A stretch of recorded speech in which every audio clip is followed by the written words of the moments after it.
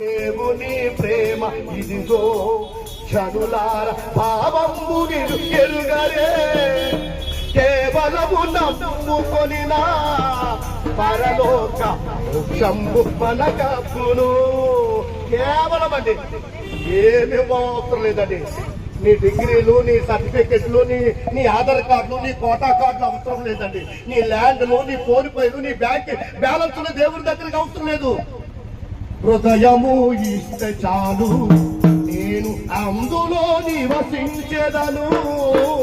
ధనము అక్కర నా కోసు, నీవుంటే అంతేనే చాలన్నారు.